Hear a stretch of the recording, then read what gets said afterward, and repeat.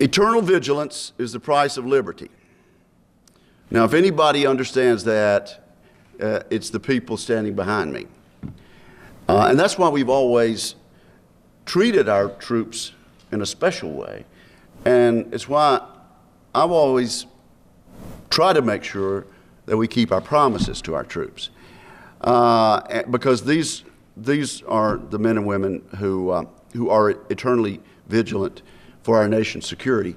But also, that, to me, that applies also to looking out for policy.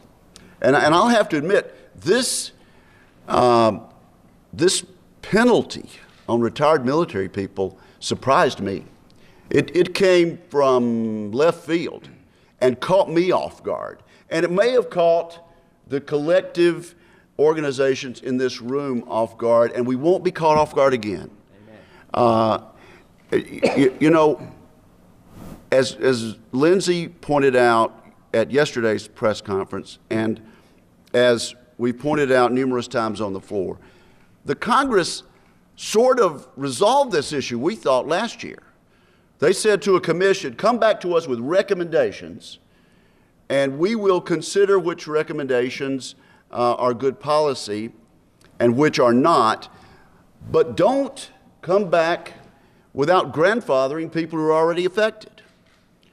And so the fact that we had a sense of the Congress, House and Senate, enacted into law, signed by the President of the United States, gave us, I guess, a comfort level that no one would try such a thing.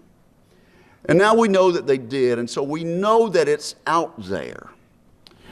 And we know that there are people in small rooms, in closed rooms, that would negotiate something like this and break a commitment to the people who have stepped forward and volunteered of their own free will to make a military career. So we've learned a lesson, and so anytime you can learn a lesson, then it's not a totally unproductive exercise. This fight continues, and we have, in the last few days, heightened the awareness of this issue. 2 days ago, the press was not talking about this when they interviewed me about the budget. And I think frankly, we've embarrassed some people. And you know, when I make a mistake, I like to admit I've made a mistake. It's hard to do, but I think it's good for us in sort of high positions to admit that we make mistakes. I think some folks down the hall in the other buildings, they need to admit that they made a mistake. And I think there is a collective move on the part of House members and Senate members to right this wrong. I didn't want it in the statute, and it is hard to repeal a statute.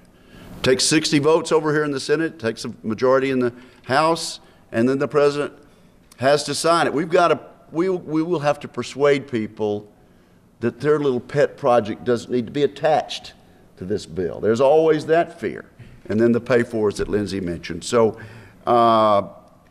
disappointed at losing the battle, but we will win the war. George Washington is the father of our country and the indispensable American patriot. He lost most of his battles, but in the end, he won the war and won our freedom, and these folks are the generation that stepped forward in their day to preserve that freedom. So we're going to make sure that the people that have kept their end of the bargain for the United States of America are not going to have the rug pulled out from under them. We're going to honor that commitment.